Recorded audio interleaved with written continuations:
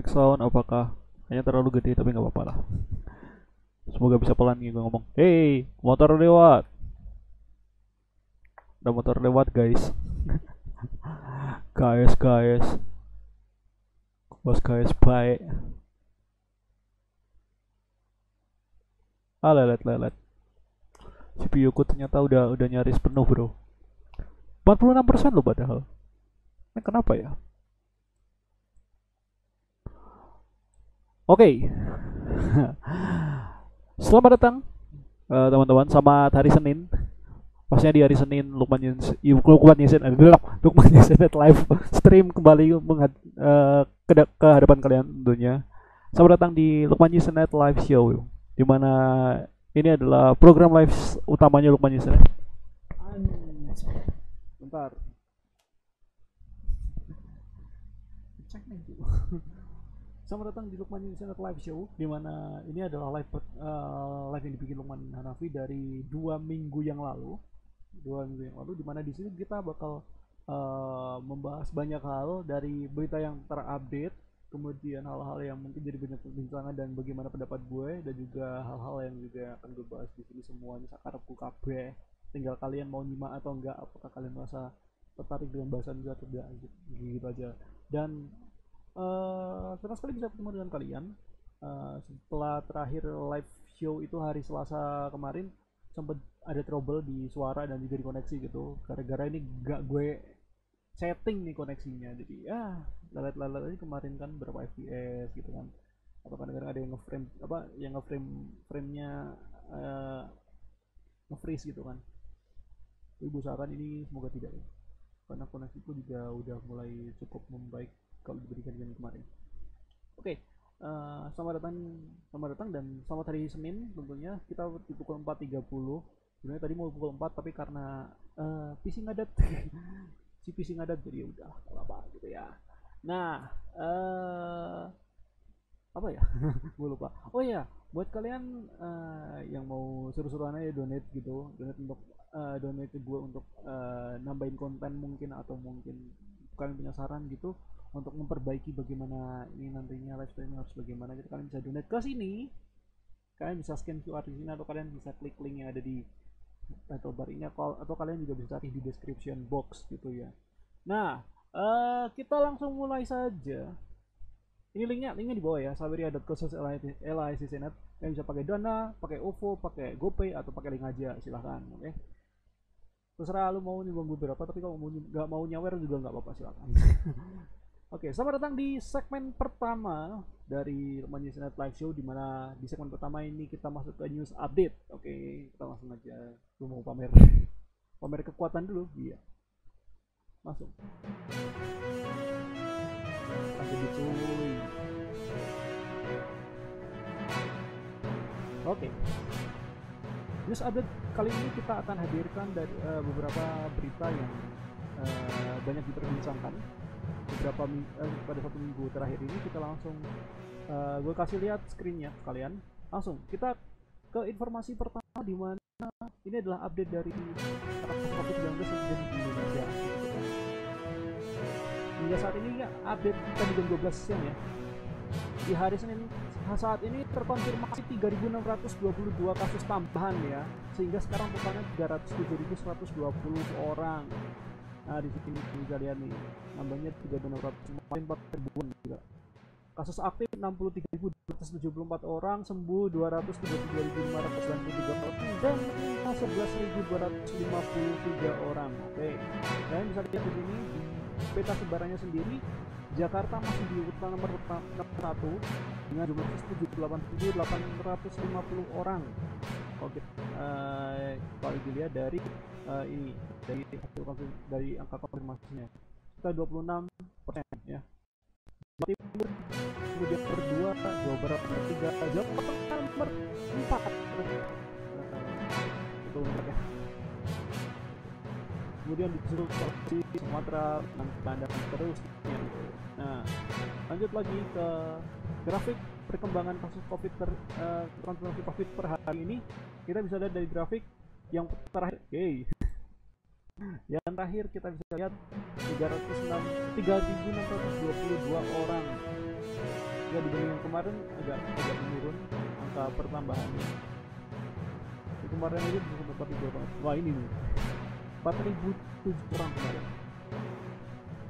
Nah kemudian kalau bisa lihat nih kasus sembuhnya mulai meningkat nih angkanya, bertambah 4.140 orang dibanding kemarin 3.401 orang gitu ya. Terus kasus meninggal kita bisa lihat meningkat bertambah sebanyak 102 orang. Kalau yang kemarin 96 sekarang nambah lagi nih banyak lagi. Bisa ada grafik gabungannya juga gitu ya.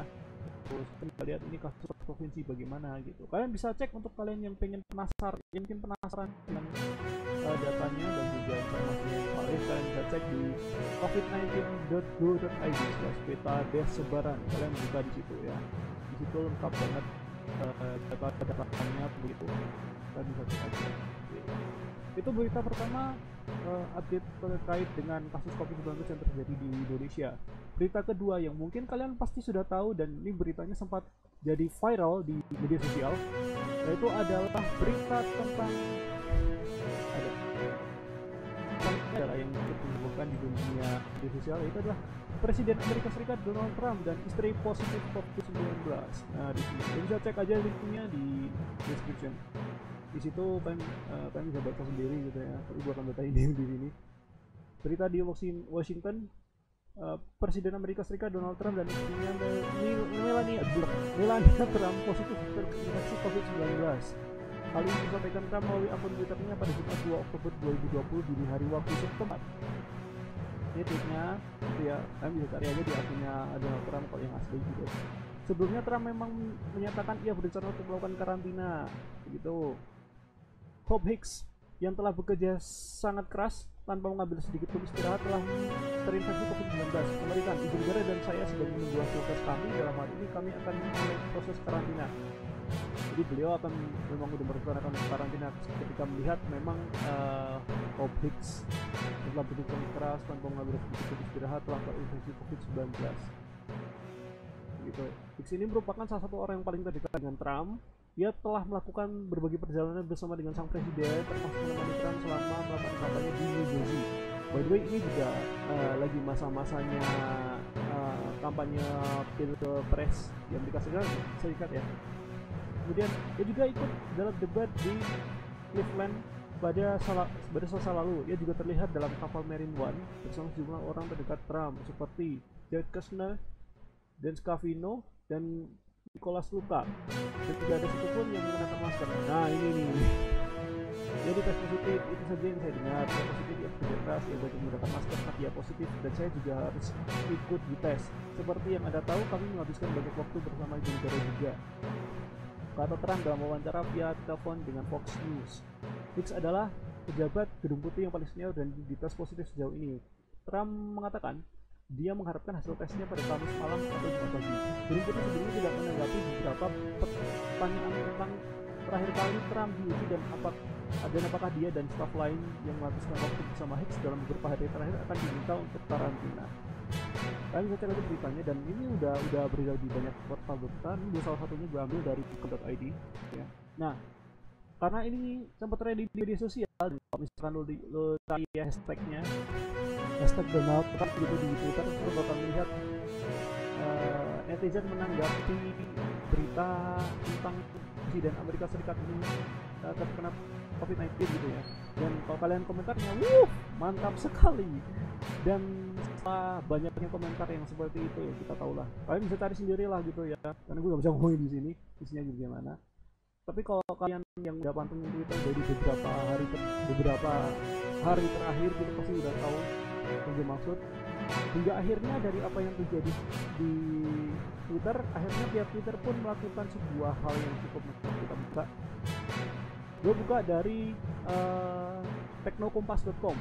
Inilah beritanya, iya. Twitter hapus tweet yang doakan Donald Trump meninggal karena corona. Nah, kita baca ini. Jadi kompas.com ya. Pada Jumat 2 Oktober lalu, Presiden Amerika Serikat itu mengumumkan bahwa dirinya dan istri Melania Trump positif terjangkit corona.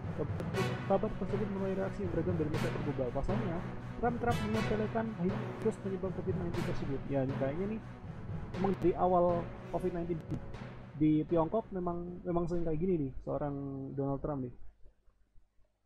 Jangan menolak menggunakan masker saat melakukan kampanye publik. Namun, sikap tersebut kini telah menjadi bumerang bagi Trump.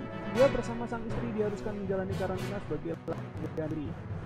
Kemudian, kita lanjut ini. Selain mendapat simpati dan doa, Trump mendapat cemooh dan sindiran dari warganet. Ya, kalian pasti udah tahu lah isinya bagaimana ya. Dan seperti yang di judul berita, banyak yang mendoakan Donald Trump meninggal. Waduh, ini jahat banget coy. Tapi jahatnya gitu. Jadi kita selain mendapatkan beberapa pengguna Twitter yang merasa geram bahkan secara terang mendoakan agar presiden tersebut meninggal di COVID-19. Menurutnya dengan seperti itu dinilai mengandung elemen ancaman dan menyalahi aturan Twitter. Perasaan kayaknya yang di Indonesia juga ada yang kayak gitu. Sebab itu Twitter mengumumkan bakal menghapus tweet yang berisi kalimat-kalimat yang akan mendekat atau berharap Donald Trump meninggal. Ini pernyataan dari orang Twitternya ya. Ini bisa lihat di sini. Lebih lanjut Twitter turut menyebut bahwa kebijakan tersebut tidak berlaku untuk setiap tweet dan diprioritaskan pada tweet yang berpotensi dapat menimbulkan pengaruh negatif secara global. Oke, jadi nggak semua, tapi bakal lebih diprioritaskan tweet yang dihapus pada mereka yang memang tweetnya berpotensi menimbulkan pengaruh negatif gitu.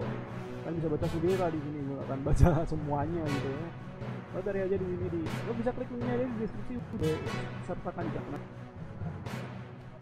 Selanjutnya yang cukup menggembirakan bagi kita semua, tapi ini menjadi sesuatu yang membuat kita sangat-sangat apa ya istilahnya, kita antara bahagia iya, antara enggak juga iya gitu kan.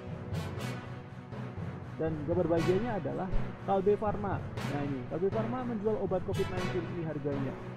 Ini bukan hoax yang dulu ada yang ngeklaim obat yang itu, enggak bukan itu. Ini dari orang Kalbenya sendiri ya. Kita lihat itu beritanya. PT Kalbe Pharma TBK mulai menjual obat COVID-19 sejenis Remdesivir generik dengan merek Covifor. Ini sempat jadi sebuah hal yang banyak diperbincangkan orang. Obat untuk terapi pasien COVID-19 ini dijual dengan harga 3 juta rupiah per dosis ya. Bisa lihat nih. Kendati demikian, Hu Jongtius ini seorang presiden director Kalbenya ya, menyebut jika harga jual obat COVID-19 Covifor ini bisa berubah sewaktu-waktu. Hal ini mempertimbangkan adanya ketentuan peningkatan volume permintaan akan obat penawar virus asal China tersebut. Oke. Selain itu, Hu Jongtius namanya kini kan Hu Jongtius juga memastikan bahwa tidak ada batasan kuota obat COVID-19 Covifor untuk Indonesia, mengingat kemampuan produksi Hetero selaku produsen dalam memenuhi permintaan pasar global. Untuk kesediaan obat sesuai tidak ada batasannya, akan disesuaikan dengan kebutuhan Indonesia karena kapasitas produksi Hetero besar. Nah, lanjut ini dari segi produksinya ya, kalau bisa lihat nih, hal senada diungkapkan oleh geser mulu ya ini ya restart. Hal yang nanti juga diungkapkan oleh country manager PT Amarat Pharma Global Sandipser ya. Dia mengatakan di India, Hetero adalah perusahaan pertama yang meluncurkan Remdesivir generik yang telah memasok sekitar 800.000 dosis obat untuk lebih dari 100.000 pasien di berbagai negara. Kemudian perusahaan juga telah memasok Remdesivir ke Asia, Afrika, dan beberapa negara Amerika Latin serta Commonwealth of Independent States atau CIS sebagaimana tercakup dalam perjanjian lisensi dengan Gilead. Kalian bisa baca aja di sini ya. Kalian bisa baca selengkapnya di linknya ada di .com. Dan ini yang mungkin sebuah hal ini yang terakhir yang sempat jadi viral, dan sebenarnya ini bukan viral lagi sih, ini sempat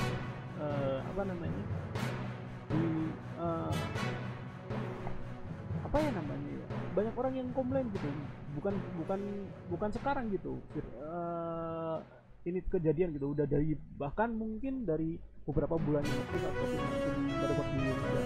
Jadi ini mungkin akan kita bahas nanti di segmen kedua ya.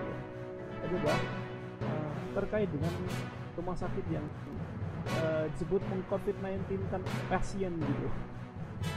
Itu nanti kita baca dua berita ini nanti setelah nanti di segmen 2 gitu ya.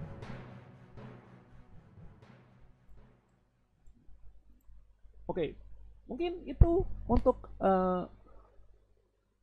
kali ini untuk segmen news update gitu ya di segmen 1. Kita nanti segmen kedua kita bakal ngebahas tentang tadi gue udah janjiin, yaitu adalah tentang masalah rumah sakit yang meng-COVID-19 kan pasien begitu. Dan sebenarnya ini adalah masalah udah dari kemarin-kemarinnya gitu dan baru keangkat sekarang gitu. Karena gue masih bingung gitu loh, karena yang di share itu kan kebanyakan di Facebook, dan kita tahu Facebook kan gue anak gitu kan kirim video, dan entah ini gue juga masih bingung apakah ini benar atau hoax gitu. Tapi di sini nanti gue akan jelaskan, dan kalau misalkan ini benar-benar terjadi bagaimana tanggapan gue akan jelasin di situ. Oke, tetap bareng kita.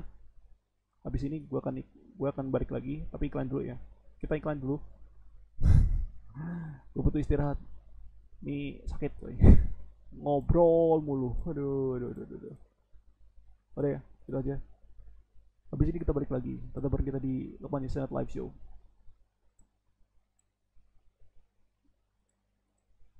Iklan dulu bos.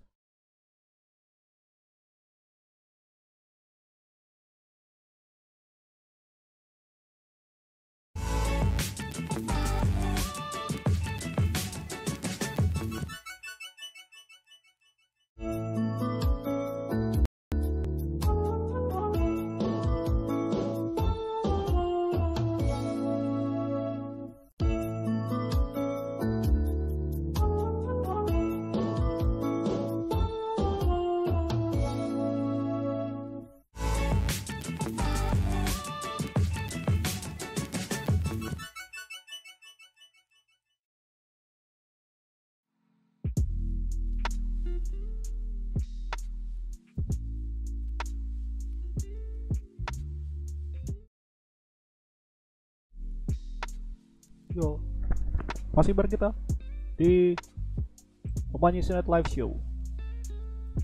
Sekarang beda ya, udah ada ini kan backsoundnya gitu ya.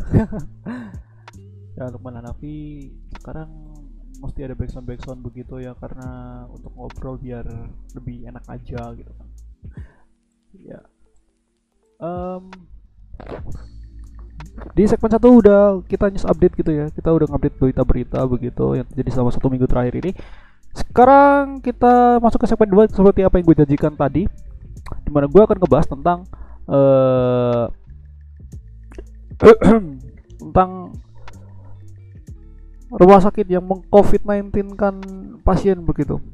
By the way, ini berat banget nih, gue close aja ya. Masa pakai backsound. kayak biasanya aja. Oke. Dan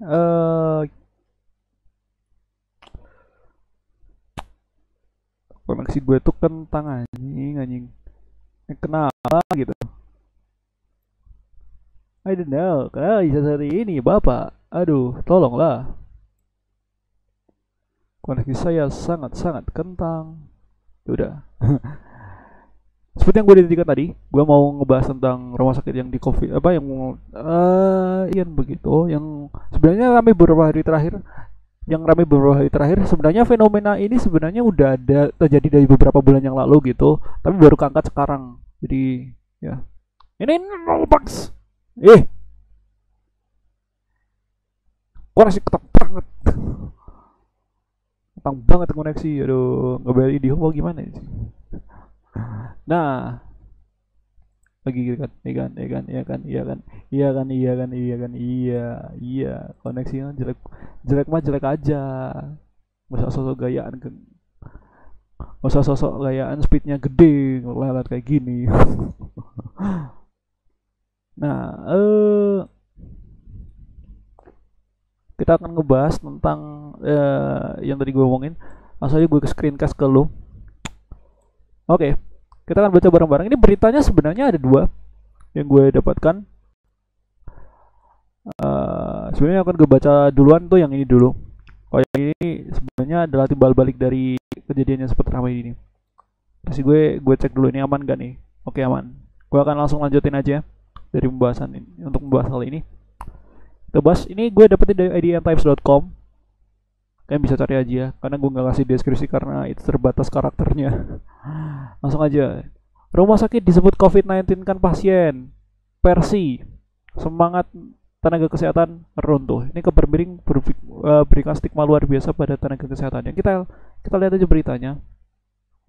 Kita lihat ya per 30 September kemarin kasus COVID gila nih. Separah ini ya cuy. Tinggalnya masih meningkat gitu, tak menurun kenapa sih Indonesia. Ini beritanya gue bacain aja. Jakarta IDN Times. Ketua Umum Perhimpunan Rumah Sakit Seluruh Indonesia atau Persi, Kuncoro Adi Puryanto mengatakan, maraknya tudingan miring tentang rumah sakit yang COVID-19 kan pasien bisa menimbulkan dampak negatif pelayanan pasien di rumah sakit dalam penanganan pasien virus corona. Ini menimbulkan stigma luar biasa pada rumah sakit dan meruntuhkan semangat dan ketulusan pelayanan yang dilakukan rumah sakit dan tenaga kesehatan, ungkapnya dalam siaran tertulis Senin 5 Oktober tadi berarti ya. Persi mendukung pemberian sanksi oknum petugas dan institusi rumah sakit jika bisa dibuktikan. Nah, ini mungkin buat keluarga-keluarga korban yang jadi korban COVID-19 begitu, dari korban COVID-19 dari rumah sakit ini bisa lapor ke Persi ini dan kalau punya bukti kuat ya, karena kalau misalkan nggak ada bukti kuat akan sulit gitu. Pernyataan pertama dari Persi sendiri, mendukung pemberian sanksi oknum petugas dan institusi rumah sakit jika bisa dibuktikan. Kuncoro mengatakan pernyataan dan tanggapan yang tidak disertai fakta bukti dan tidak terbukti kebenarannya membangun opini keliru seolah rumah sakit melakukan kecurangan membuat disinformasi. Jika benar dan dapat dibuktikan secara sah, Persi sangat mendukung pemberian sanksi terhadap oknum petugas dan institusi rumah sakit yang melakukan kecurangan dengan meng-COVID-19-kan pasien tugas dia. Lalu rumah sakit memberikan pelayanan kesehatan berpedoman pada keputusan Kementerian Kesehatan nomor HK 0107 Menkes 413/2020. Kalian bisa lihat di sini. Kuncoro mengatakan Persi melalui rumah sakit sebagai anggotanya memegang teguh dan melaksanakan pelayanan kesehatan berdasarkan ketentuan peraturan perundang-undangan dan protokol kesehatan yang ditetapkan oleh Kementerian Kesehatan. Gue karena terlalu fokus masalah pendidikan jadi Kementerian Pendidikan gue bawa salah gue sorry koreksi ya, Kementerian Kesehatan. Dia menjelaskan rumah sakit memberikan pelayanan kesehatan sesuai manajemen klinis dan tata laksana jenazah dengan berpedoman pada keputusan Kementerian Kesehatan nomor HK 0107 Menkes 413/2020 tentang pedoman pencegahan dan pengendalian COVID-19. Bisa lihat di sini. Kemudian kasus probable dan konfirmasi meninggal dunia, pemulasaraan dengan prosedur COVID-19. Nah ini juga, ini mungkin beberapa orang juga masih belum tahu tentang kalau misalkan ini kan ada kasus probable nih, kasus dan juga kasus suspek. Ada juga beberapa orang yang juga di tes swab gitu terus hasilnya kan belum keluar gitu. Takutnya ntar kalau misalkan keluar COVID positif gimana ya? Ini yang dilakukan itu adalah pemulasaran juga dilakukan sesuai dengan prosedur COVID-19 begitu. Jadi jangan negatif thinking dulu untuk masyarakat ya, kalau misalkan jenazahnya tiba-tiba ketika mungkin jenazahnya dapat kabar meninggal dunia gitu dan udah tes swab gitu, kemudian tes swab ternyata mungkin hasil tesnya belum keluar gitu. Ini untuk mengantisipasi aja gitu. Karena sampai sekarang tuh kayaknya yang namanya kasus COVID-19 itu malah kayak penyakit aib gitu. Gue tak tahu kenapa nih. Buat masyarakat juga, tolong ya. Ini penyakit yang namanya COVID-19 ini bukan penyakit aib gitu. Bukan aib suatu kaum, bukan aib suatu perseorangan atau suatu keluarga gitu. Namanya juga COVID. Masa kalian kalau kena COVID gitu mau kena, kalau misalkan kalian kena aib mau nggak gitu? Misalkan lo bilang aib itu aib keluarga atau aib individu gitu, kalau misalkan keluarga lo kena COVID mau nggak lo dijauhin kayak gitu kan? Nggak mau kan. Jadi tolonglah untuk masyarakat yang suka kayak gitu tuh berpikir bahwa ini wabah, ini wabah gitu. Jadi jangan mengucilkan mereka gitu yang terkena COVID atau keluarga yang anggota keluarga mengkecilkan keluarga yang dimana anggota keluarga dari keluarga itu terkena COVID. Jangan. Itu kalian katanya Indonesia tapi nggak mencerminkan rasa gotong royong kalian sih dan rasa empati kalian kan. Mungkin kalian bisa lihat di sini semuanya ya ini dari menurut sesuai peraturan Kementerian Kesehatan, kasus probable merupakan kasus suspek dengan infeksi saluran pernafasan akut seperti ISPA berat atau ARDS atau meninggal dengan gambaran klinis yang meyakinkan COVID-19 dan belum ada hasil pemeriksaan laboratorium RT-PCR. Nah, ini dilakukan pemulasaraan menggunakan prosedur COVID-19 begitu. Terus lanjut lagi. Pengajuan klaim pasien COVID-19 harus dibuktikan dengan data pendukung. Ya seperti tadi gue ngomongin, kalau misalkan mau protes harus kasih buktinya juga yang cukup gitu ya. Sehingga ntar ketika nantinya nantinya jika terjadi terjadi hal yang tidak diinginkan gitu, nantinya akan bisa lebih mudah gitu untuk menanganinya. Nah, kemudian lanjut lagi yang nomor 5 ini, jika pelayanan rumah sakit tidak sesuai pedoman tidak akan diberikan penggantian klaim. Kita lihat di sini, Kunchoro menegaskan rumah sakit memberikan pelayanan tidak sesuai tata kelola pelayanan diatur dalam pedoman ini tidak akan diberikan penggantian biaya pelayanan COVID-19. Dia menerangkan bahwa metode pembayaran klaim pasien COVID-19, pelayanan yang diberikan dan maksimal perawatan ditentukan dengan menggunakan tarif INA CBG dan tarif per hari atau cost per day yang efektif dan efisien. Lu bisa lihat di sini dan lu bisa baca. Kan cek aja, cari aja IDN Times gitu ya. Rumah sakit disebut meng-COVID-19 kan pasien gitu. Lu bisa baca aja di sini. Rumah sakit mengajukan klaim pembayaran ditujukan kepada Kementerian Kesehatan dengan ditembuskan pada Dinas Kesehatan setempat dan diverifikasi oleh BPJS Kesehatan. Jika terjadi ketidaksesuaian atau dispute, dilakukan penyelesaian oleh tim yang dibentuk oleh Menteri Kesehatan, Toto Kunchoro. Bahkan pembinaan dan pengawasan dan pelaksanaan pengajuan dan pembayaran klaim ini dilakukan bersama-sama oleh Kementerian Kesehatan, Badan Nasional Penanggulangan Bencana atau BNPB, Badan Pelaksana Penyuluhan dan Ketahanan Pangan atau BPPKP, Dinas Kesehatan Provinsi, Dinas Kesehatan Kabupaten dan Kota gitu. Dan wali di sini. Bahkan dari kabar yang baru mulai beberapa hari ini diperbincangkan, bahkan sampai kepala staf kepresidenan turun dan dan beliau mengimbau untuk jangan semua kematian dikatakan karena COVID-19. Nah, ini menolak nih untuk beberapa rumah sakit karena memang ada oknum dokter yang di rumah sakit tertentu gitu yang memang melakukan seperti itu.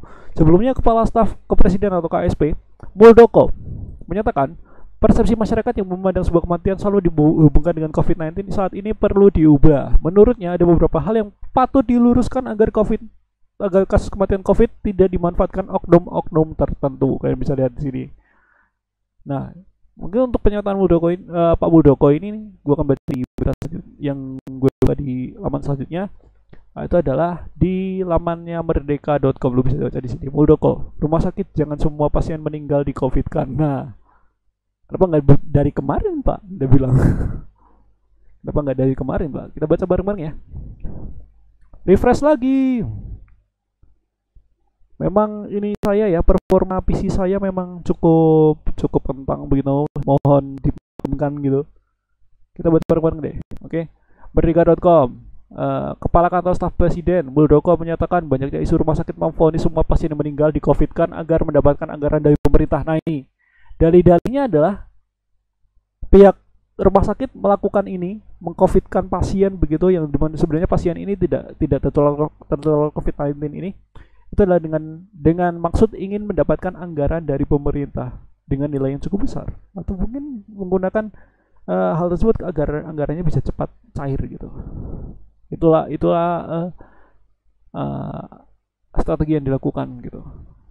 Karena jujur aja gue ngomong kayak gini karena ada beberapa kejadian di sekitar gue yang memang menguatkan bahwa ini sebenarnya memang terjadi gitu. Padahal awal-awalnya gue gak terlalu percaya dengan hal ini gitu karena udah di-share di Facebook kan, kita tahu Facebook itu kan bagaimana ladangnya hoax kan. Tapi ketika gue lihat di sekitar gue juga ada yang mengalami hal itu, jadi gue kayak bener rancuk gitu. Gue lihat di sini, dia menilai harus ada tindakan serius agar isu yang menimbulkan keresahan masyarakat ini segera tertangani. Jadi semua perlu didefinisikan semua kematian. agar jangan sampai ini menguntungkan pihak-pihak yang ingin mencari keuntungan dari definisi itu. Katanya usai rakor penanganan COVID-19 di Pemprov Jateng, Semarang, Rabu 1 Oktober yang lalu. Sebab sudah banyak terjadi orang sakit biasa dan mengalami kecelakaan didefinisikan meninggal karena COVID-19. Padahal sebenarnya hasil tesnya negatif. Nah ini, lanjut lagi. Ini sudah terjadi di semua wilayah. Semua wilayah guys. Kalau dari daerah gue sendiri, kejadiannya di Jogja bro. Bayangin bro, di Jogja men.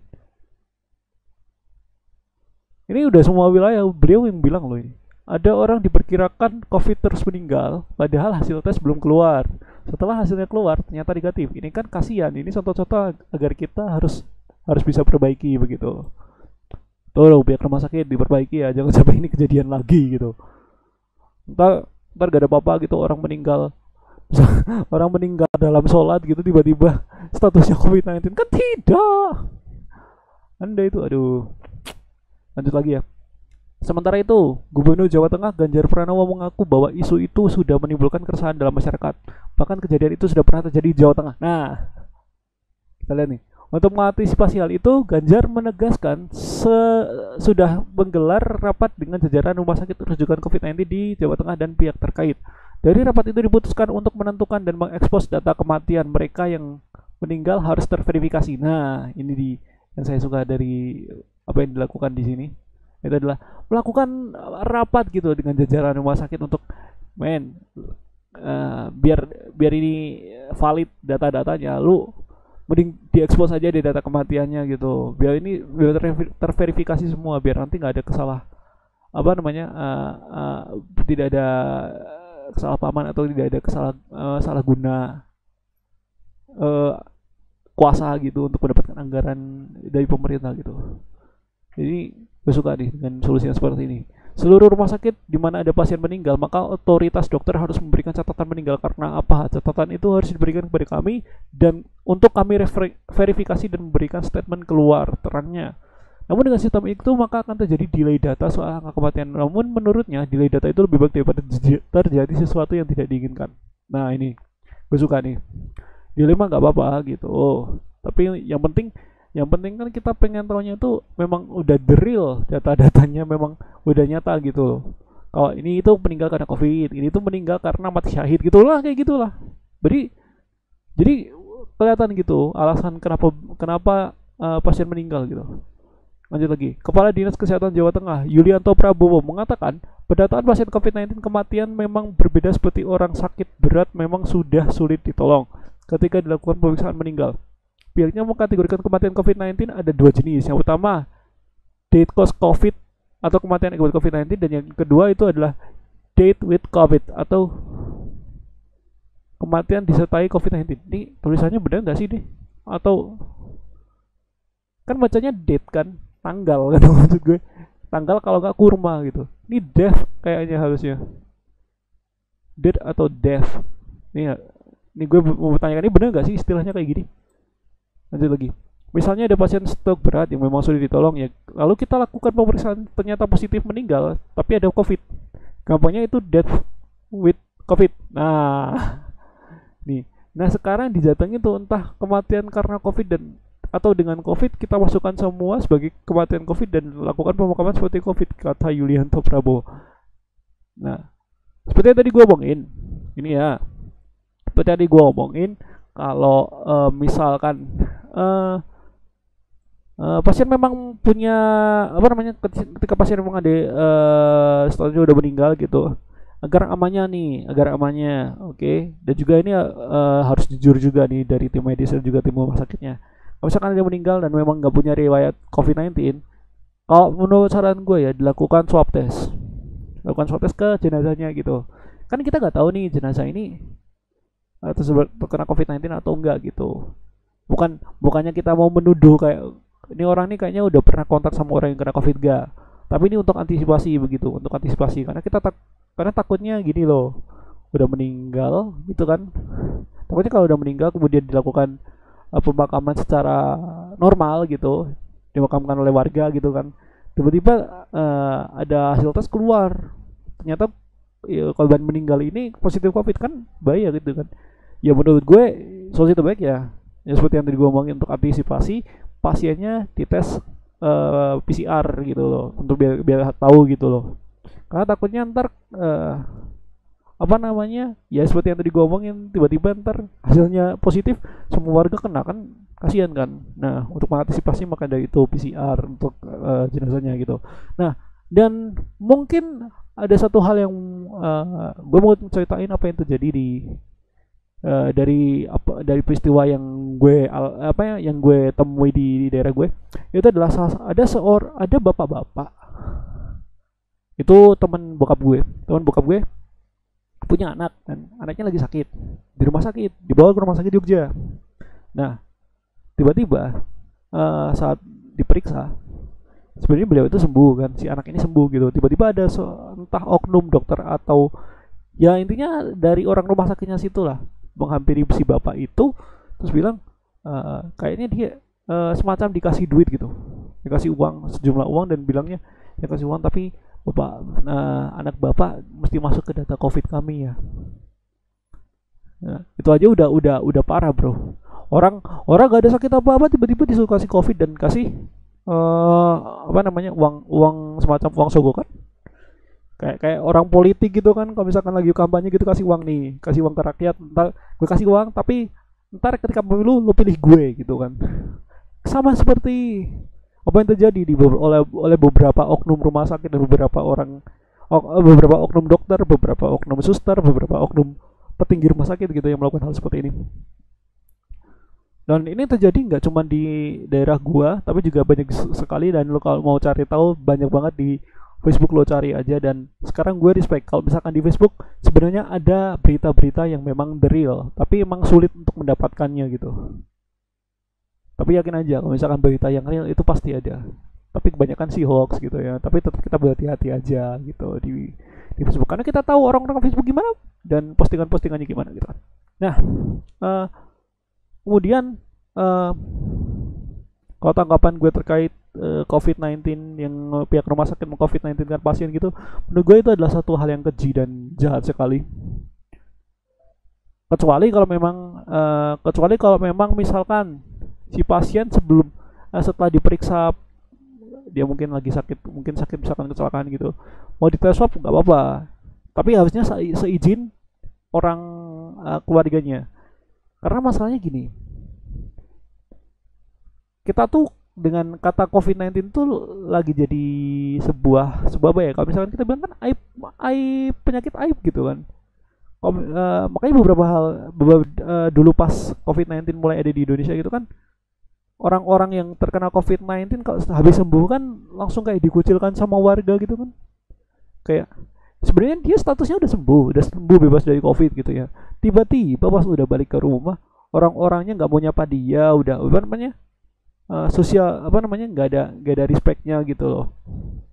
Ya kayak mereka, tapi kan kalau misalkan sembuh dari COVID kan masih bisa tertular lagi. Iya, cuman ya jangan kayak gitulah, masa kalian nggak punya rasa kasihan gitu kan, maksud gue.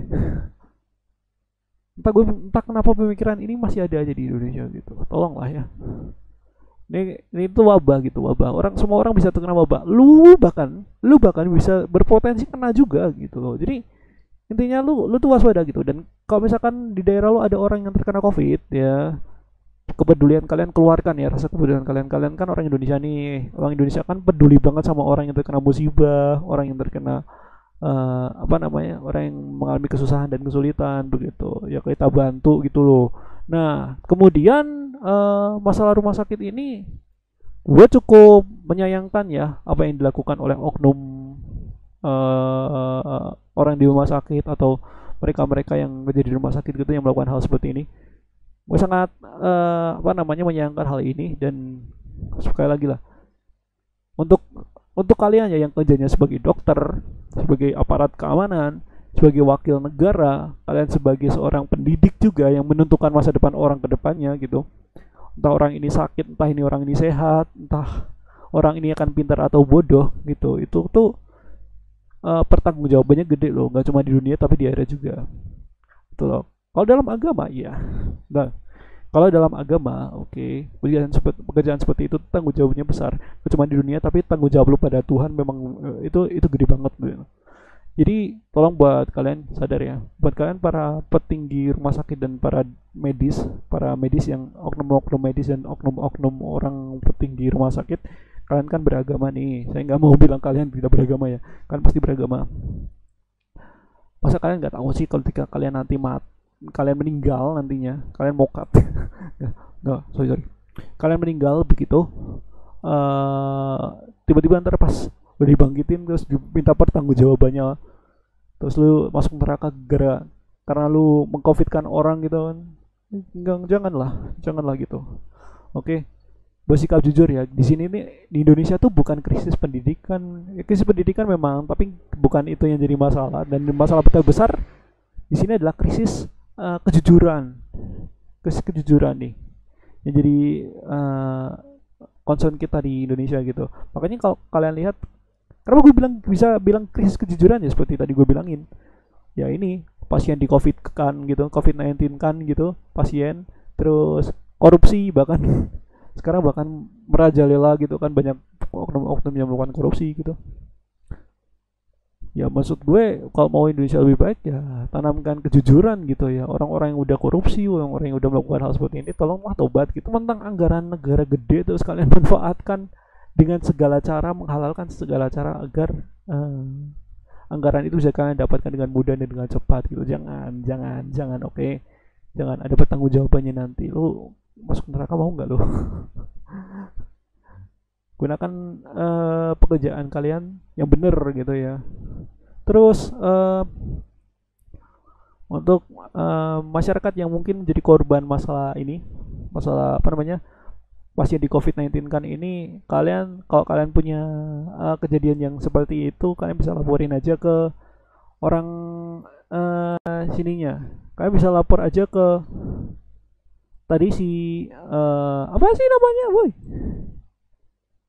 Dari orang Persinya untuk apa namanya, untuk ngelaporin bahwa ini sebenarnya ini terjadi ke gue gitu kan, terjadi ke keluarga gue, dan kasih bukti-bukti yang kuat gitu, bukti-bukti yang bisa meyakinkan bahwa ini memang terjadi di daerah gue dan memang terjadi di keluarga gue gitu.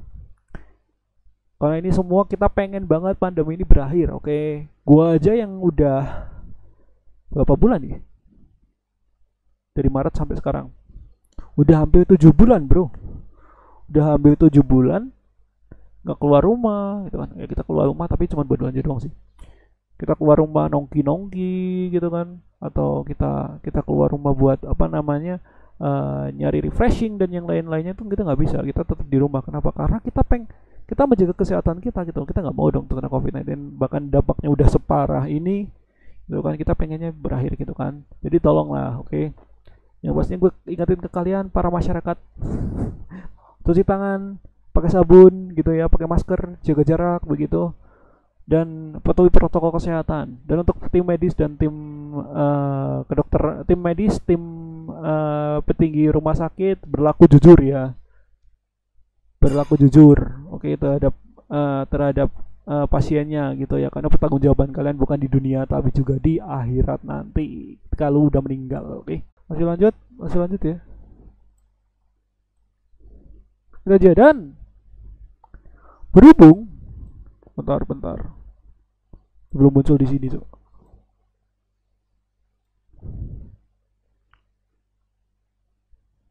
Bentar ya, kita cek dulu.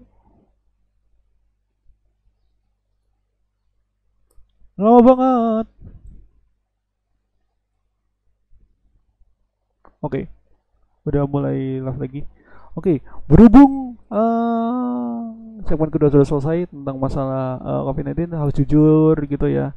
Kita tahu pandemi seperti ini sulit banget untuk berharap ini segera selesai dalam waktu dekat gitu. Kita tetap berdoa aja semoga pandemi cepat berakhir, dan kita sebagai masyarakat kita juga membantu untuk istilahnya apa ya, membantu untuk mensukseskan program pemerintah, yaitu adalah untuk menekan angka kasus COVID ini gitu ya, dengan tetap patuhi protokol kesehatan, pakai masker, jaga jarak, cuci tangan pakai sabun gitu ya. Kita pengen agar Indonesia sukses dalam menekan angka penyebaran COVID-19. Dan ngomong-ngomong soal kesuksesan, asik bridgingnya enak kan ya.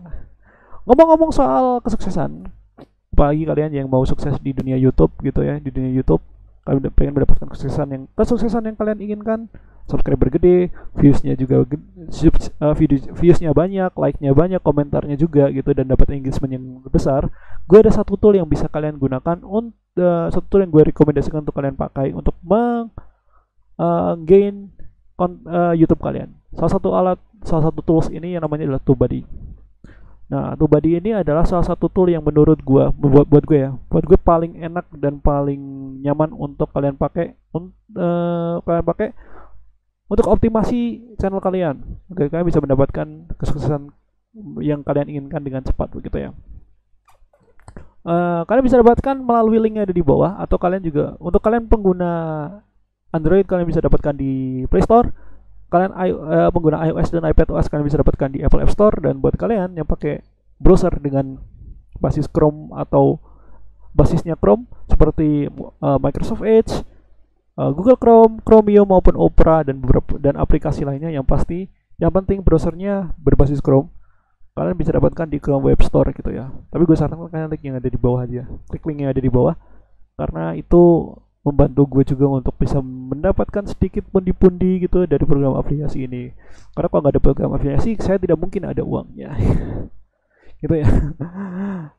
Itu aja untuk segmen kedua, di mana gue ngebahas tentang masalah COVID-19, rumah sakit yang COVID-19 kan pasien. Di segmen selanjutnya, segmen selanjutnya gue akan ngebahas tentang apa ya? Oh ya, gue baru ingat.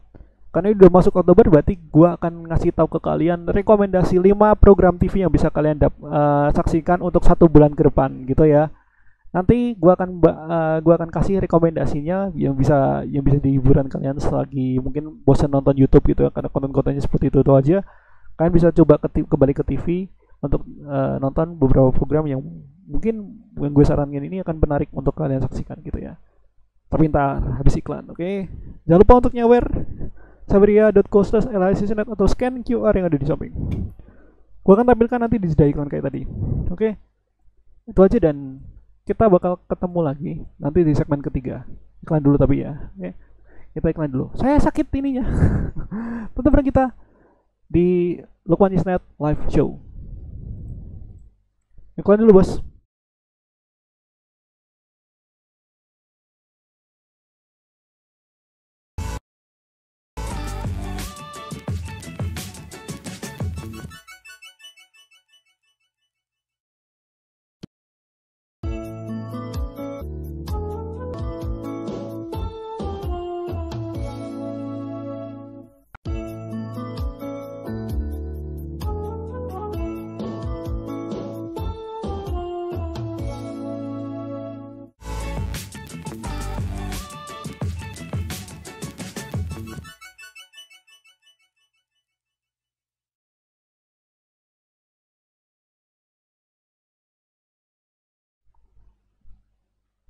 Oke. Masih bareng kita di Lukman Isnet Live Show. Oke. Bentar gue kasih munculin ininya dulu.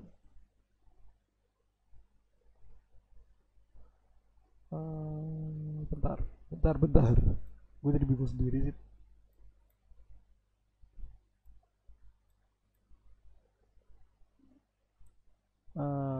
Langsung aja kita akan masuk ke segmen ketiga, dan dimana ini akan gue jadikan konten. Nanti gue akan pisah dan gue akan bikin video sendiri dari motong live streaming pastinya. Selamat datang di Native, ngobrolin acara TV. Ceng ceng ceng ceng.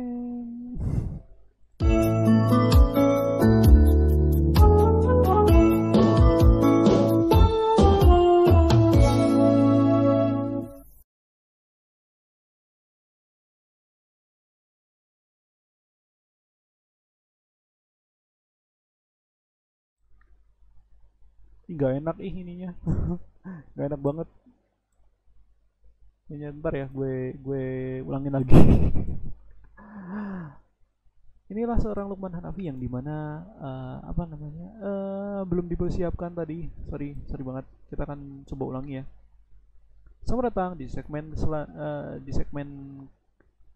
yang dimana ini akan gue jadikan video sendiri dari yang akan gue bikin video sendiri.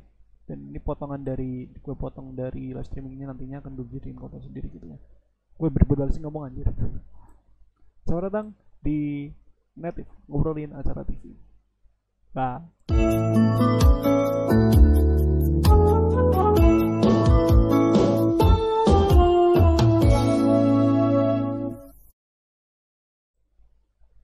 oke. Di gue nyalain dulu semuanya. Oke. Oke. Selamat datang di Native, di mana konten Native ini akan ngebahas tentang semua dunia pertelevisian, dari programnya, dari stasiun televisinya, dan sistem pertelevisian di Indonesia. Nantinya akan gue bahas di sini, yang akan gue bahas di konten Native ini. Ini akan gue bikin video sendiri atau bahkan bakal ada di live stream seperti yang satu ini. Gue ambil yang gue tayangkan di live stream, akan gue kasih di live show gitu ya. Gue masukin ke live, udah lah, ribet banget gue ngomong. Oke, jadi di hari ini gue di episode, kalau Native sekarang udah episode keberapa ya? Udah keempat ya? Kalau nggak salah 4 atau 5, udah episode keempat atau kelima gue lupa. Gue akan ngebahas karena ini udah masuk ke bulan yang baru yaitu Oktober. Gue akan ngebahas tentang 5 program TV yang gue rekomendasi untuk kalian saksikan. Mungkin ketika kalian lagi merasa jenuh gitu dengan konten-konten di YouTube yang gitu-gitu aja gitu. Dan di sini gue akan rekomendasikan ada 5 program yang bisa kalian tonton untuk 1 bulan ke depan. Gue nyalain lampunya. Nah, sip. Oke. Rekomendasi program pertama yang gue kasih tahu ke lu adalah program yang judulnya adalah Padi Reborn Sang Penghibur. Oke. Program ini buatan Net Media Tama dan ditayangkan di Net Media Tama setiap hari Jumat pukul 21 waktu Indonesia Barat. Oke. Program Padi Reborn Sang Penghibur ini adalah program talk show ke musik ya, musik talk show.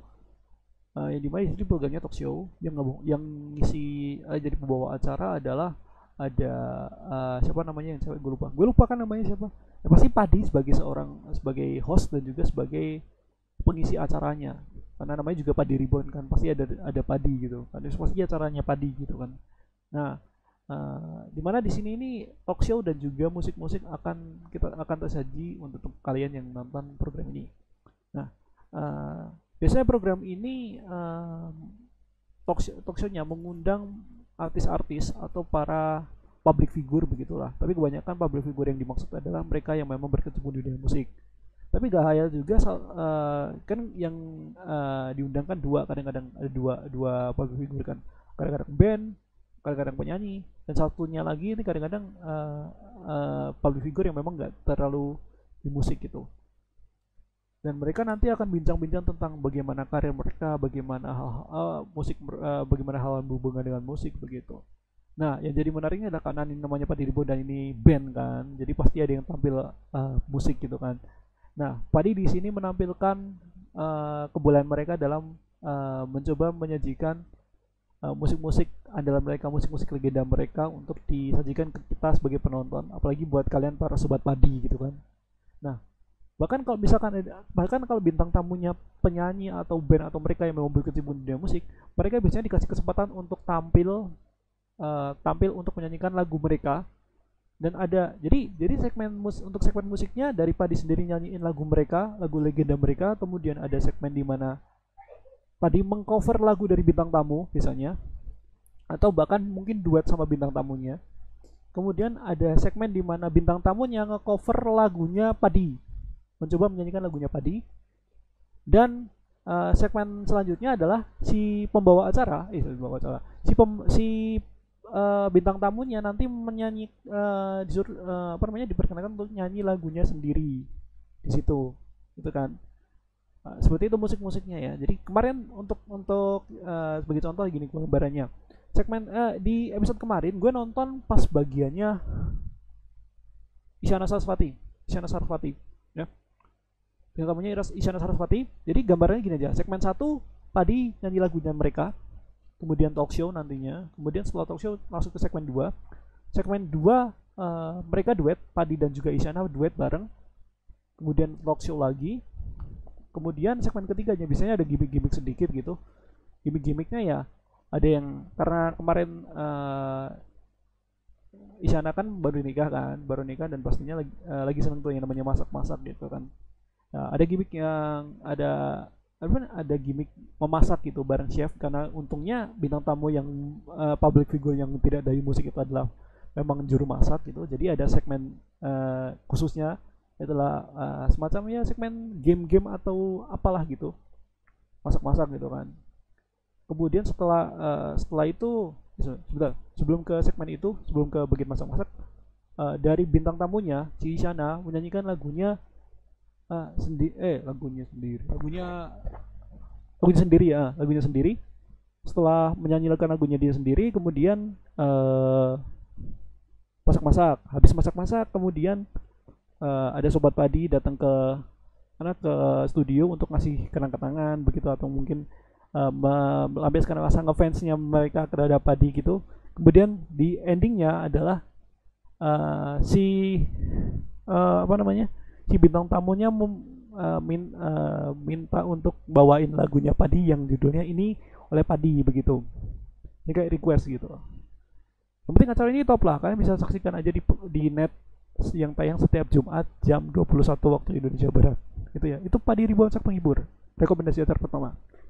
Acara kedua, sebenarnya ini acara udah pasti kalian tahu dan ini jadi andalan banget di salah satu stasiun televisi yang kita yang tertua dan pertama di Indonesia, yaitu RCTI, dengan program andalannya yaitu MasterChef Indonesia. Pasti MasterChef Indonesia adalah program yang sudah tidak usah saya kasih tahu apa itu programnya, pasti kalian udah tahu, masak-masak, lomba kontes masak-masak gitu ya.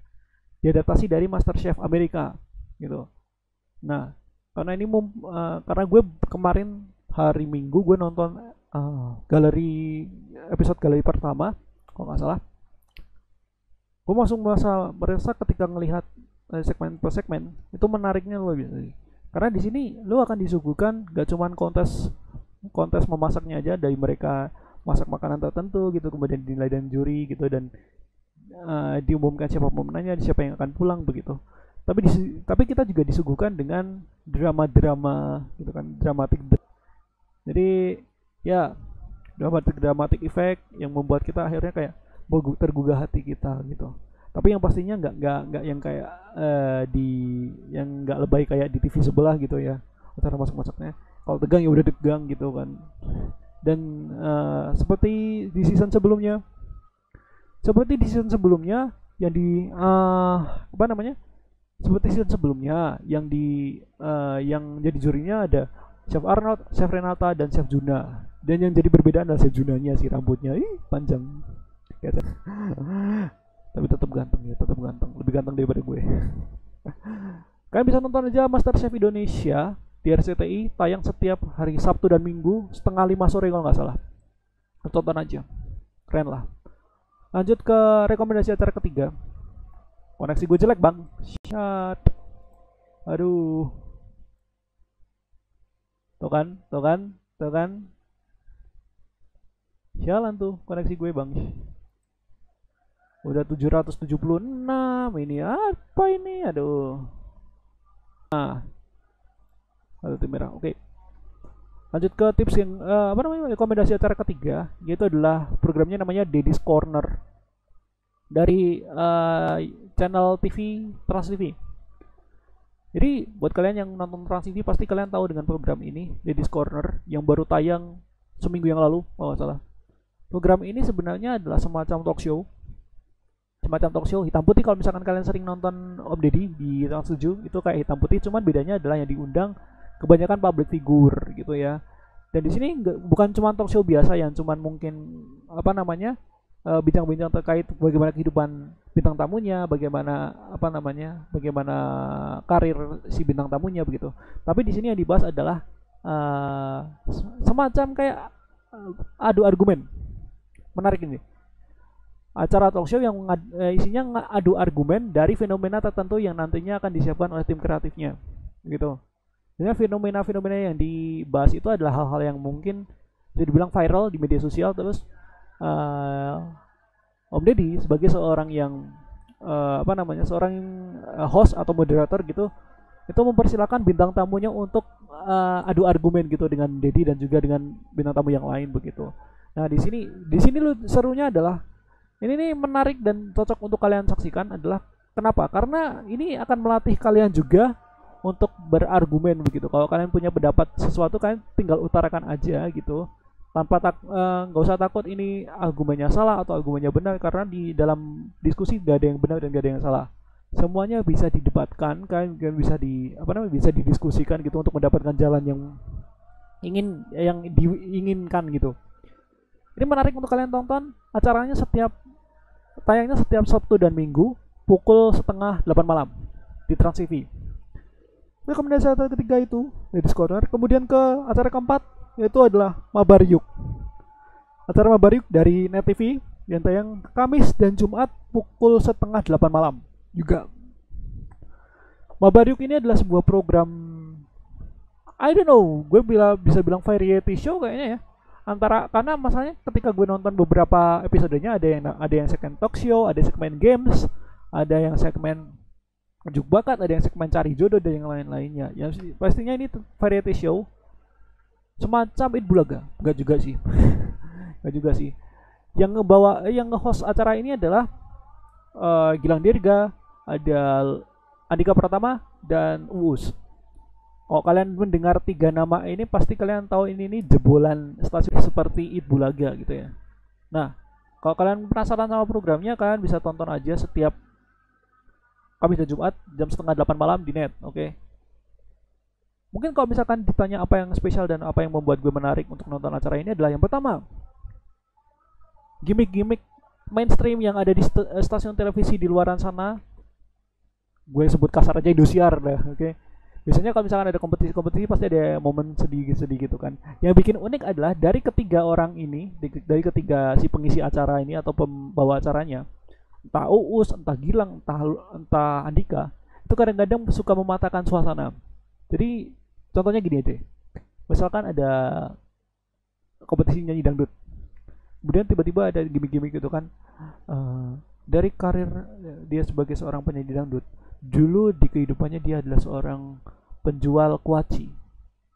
Dalam sehari jualannya dia hanya laku 8 bungkus saja. Satu bungkusnya harganya 100 rupiah. Jadi dia cuma dapat 800 rupiah gitu, misalkan kayak gitu. Misalkan kayak gitu ya. Kemudian dengan adegan sedih-sedih, nangis-nangis gitu. Dan di antara mereka tuh ada yang mengatakan, dan kita tahu 800 rupiah hanya bisa digunakan untuk beli permen ya, beli permen ya. Jadi sehingga karena jualan mereka nggak laku, akhirnya duitnya hanya digunakan untuk beli permen untuk makan dia sehari-hari. Kasihan miskin amat lu gitu. Itu dibatakan dengan cara seperti itu. Misalkan gitu ya. Ya intinya menarik lah buat kalian yang penasaran dengan bagaimana program ini. Kalian tonton aja di Net. Tayang setiap hari Kamis dan Jumat jam setengah 8 malam di Net gitu ya. Itu rekomendasi keempat. Dan yang terakhir, ini gue kasih lihat ke lo. Yang terakhir ini sebenarnya bukan gue rekomendasikan karena banyak anak Indonesia yang mungkin minim dengan yang kayaknya beberapa tahun terakhir ini minim sekali acara untuk anak gitu, apalagi untuk anak-anak yang di bawah usia SD, mungkin di bawah usia SMP gitu. Program ini namanya adalah Sofa Kuning. Sofa Kuning yang ditayangkan Mola TV dan Net.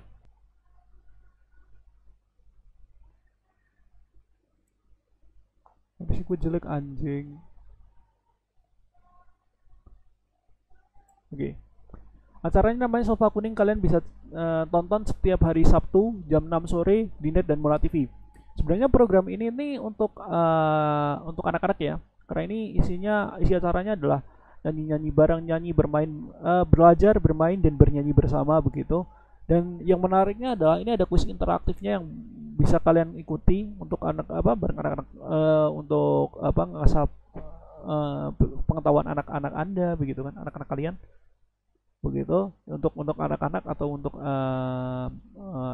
kalau kalian punya adik gitu yang usia SD atau SD atau TK gitu, kalian bisa ajak mereka untuk nonton program ini. Yang ini menarik banget loh bro, karena kita bisa dikasih pengetahuan gitu kan, dikasih pengetahuan untuk mereka yang seumuran segitu gitu kan. Ini salah satu hal yang menarik gitu, karena kayaknya nggak banyak stasiun televisi yang bisa menayangkan program seperti ini kecuali TVRI untuk beberapa mulai dari bulan April kemarin atau Maret kemarin sempat nayangin ini kan, program belajar dari rumah gitu kan. Ini mungkin Sofa Kuning ini jadi salah satu yang eh, versi menariknya dari belajar dari rumah gitu. Dan bisa saksikan aja, ini bagus untuk pendidikan anak kalian begitu. Tonton setiap Sabtu jam 8 jam 6 sore di Net dan Mola TV. Oke, itu adalah 5 rekomendasi. Apa saja kita sebutkan satu persatu. Yang pertama, Padiribon Sang Penghibur, tayang setiap Jumat jam 9 malam di Net. Acara yang kedua, MasterChef Indonesia, tayang setiap Sabtu dan Minggu pukul setengah 5 sore di RCTI. Acara ketiga, Deddy's Corner, tayang setiap Sabtu dan Minggu jam setengah 8 malam di Trans TV. Kemudian ada Mabaryuk, Kamis dan Jumat, tayang jam setengah 8 malam di Net. Dan yang terakhir, Sofa Kuning, tayang setiap Sabtu jam 6 sore di Net dan Mola TV. Oke, catat tanggalnya gitu ya. Itu aja untuk 5 rekomendasi program yang bisa gue kasih. Semoga bisa menjadi tontonan alternatif ya kalau kalian lagi bosen-bosennya gitu nonton YouTube. Nonton di YouTube dengan tayangan-tayangan seperti itu.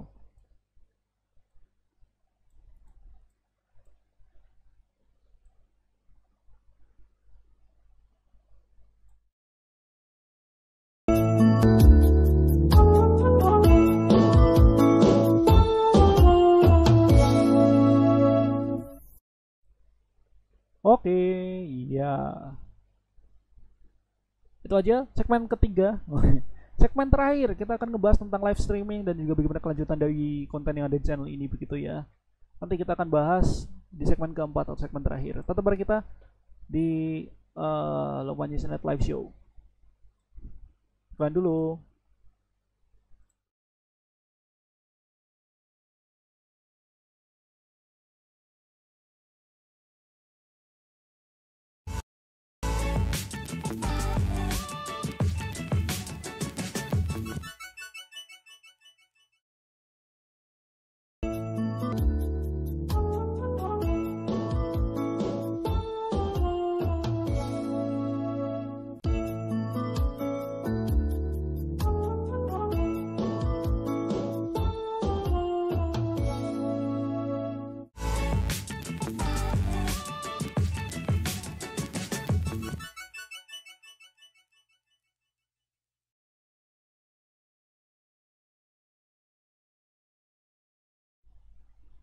Alright, masih bareng kita di Lomanjes Net Live Show. Asik. Ya, openingnya seperti itu ya. Yeah.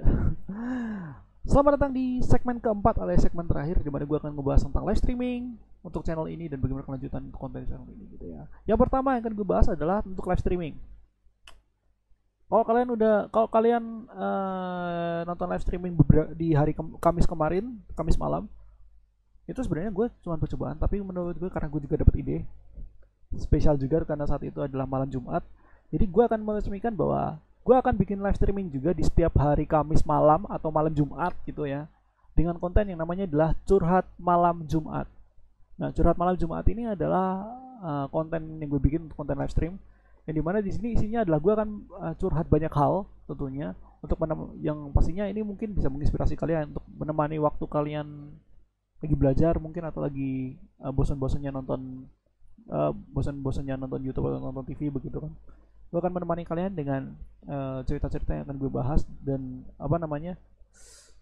rasa yang menggebu-gebu dalam hati gue yang pengen gue curahkan ke kalian gitu.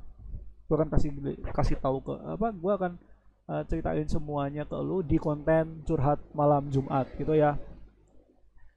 But by the way, ini sebenarnya bukan konten horor-hororan ya. Tapi kalau kalian punya cerita horor mau dibacain ke gue juga silakan. Yang penting intinya gini, kalau ini acara curhatan yang sebenarnya nggak cuma gue doang yang bisa yang mau yang mencurhatin banyak hal gitu. Kalian yang punya curhatan yang menarik untuk gue baca, yang gue bisa ceritakan ke lu gitu, gue bisa gue bacain dan gue ceritakan ke penonton gue gitu untuk jadi inspirasi atau apapun. Kalian punya cerita-cerita menarik, kalian bisa kirimkan cerita kalian lewat DM Instagram, DM Twitter, atau kalian juga bisa kasih ke message Facebook gitu ya. Atau kalau kalian punya nomor WhatsApp kan ke gue juga gak apa-apa. Tapi buat kalian yang atau kalau gini aja deh, kalian punya kalian punya curhatan, kalian bisa ikutan sawer di saweria.co ya, di link saweria yang ada di bawah, atau kalian bisa scan QR di sini ya. Sekalian loh, karena menurut gue ya, prioritas yang paling utama bisa gue bacain curhatnya adalah mereka yang mau nyawer. Seberapapun nilai sawerannya terserah kalian, nggak apa-apa. Kalau kalian nggak mau sawer juga silakan, nggak apa-apa. Tapi mungkin tapi kemungkinan untuk terbaca mungkin akan sedikit akan lebih sedikit dibanding mereka yang nyawer gitu ya. Tapi gak apa-apa kalau kalian mau mencoba untuk mencoba menceritakan dan sambil nyawer juga nggak apa-apa, silakan. Gak juga nggak apa-apa, terserah aja. Yang penting gue butuh curhatannya aja untuk nyamatin konten gue ini di curhat malam Jumat. Oke, kalian punya cerita horor silakan, kalian punya cerita menyedihkan silakan, kalian punya cerita membahagiakan juga silakan, kalian share aja ke sosial media gue untuk gue bacain di curhat malam Jumat gitu ya. Jangan lupa catat tanggalnya untuk live streaming. Oke, live show tayang setiap hari Senin untuk tanggalnya untuk jamnya gue nggak tahu, yang pastinya bakal tayang setiap Senin, tapi kalau misalkan ada trouble gue juga akan kabarin di sosial media. Kemudian curhat malam Jumat akan tayang setiap Kamis malam atau malam Jumat gitu ya, sekitar jam 10 atau jam setengah 10 malaman lah. Yang penting selesainya itu sebelum jam 12 itu ya. Catat jamnya aja kalau untuk yang curhat malam Jumat, antara jam setengah 10 atau jam setengah 10 atau jam 10 malam itu ya. Yang pastinya untuk kalian yang mungkin ketinggalan nonton live ini bisa untuk live show maupun curhat malam Jumat, kalian bisa akses aja di YouTube gua karena gue juga public gitu ya. Gua akan public dan bisa kalian akses dengan mudah untuk kalian gitu ya. Dan kelanjutan channel bagaimana ya? Untuk kelanjutan channel ya udah lanjut aja gitu. Tapi untuk konten gue belum bisa mengusahakan untuk bikin konten baru dengan rekam terus ngedit gitu, enggak. Tapi gue masih bergantung pada live stream karena menurut gue live stream adalah cara yang termudah untuk gue bikin konten ya. Begitu, itu aja mungkin bahasan untuk live stream dan juga channel gue. Dan terima kasih untuk semua yang udah nonton. Ini udah jam 6 sore. Gue sepertinya harus menutup untuk live stream kali ini. Terima kasih sebelumnya untuk Tubadi yang udah mengizinkan channel Lukman Internet untuk ikut di program afiliasinya. Sekali lagi gue mau ngingetin buat kalian yang pengen menggain subscriber, menggain views, menggain apalagi engagement gitu. Untuk kalian yang ingin mendapatkan kesuksesan yang nyata di YouTube, kalian bisa menggunakan tool yang namanya Tubadi. Kalian bisa mendapatkannya dengan link yang ada di bawah, tubadi.com/lhsinternet. Atau buat kalian yang punya Android bisa dapetin di Play Store, iOS dan iPadOS kalian bisa dapetin di App Store, atau kalian juga bisa dapetin di Chrome Web Store untuk kalian yang pakai browser berbasis Chrome gitu ya. Dan nanti akan sebenarnya di video atau di live stream sebelumnya gue udah ngebahas tentang fitur kesukaan gue, jadi kita akan simak aja di live stream yang sebelumnya gitu ya. Itu aja, thank you banget untuk kalian yang udah nonton. Sampai jumpa di live show berikutnya di minggu depan, di Senin depan atau Senin yang akan datang, dengan banyak informasi yang akan gue kasih ke lu dan juga semua argumen dan pendapat gue terkait isu-isu tertentu yang jadi perbincangan banyak orang gitu ya. Dengan closing khas Lukman Hanafi, gue mau mengakhiri live stream ini dengan sebentar, gue hilangin dulu. Gue akan mengakhiri live stream ini dengan stay creative and stay positive thinking. I'm Lukman. Thank you so much for coming and have a great day guys. Bye. Sampai jumpa Senin depan. Thank you udah nonton dari awal sampai akhir. Thank you banget.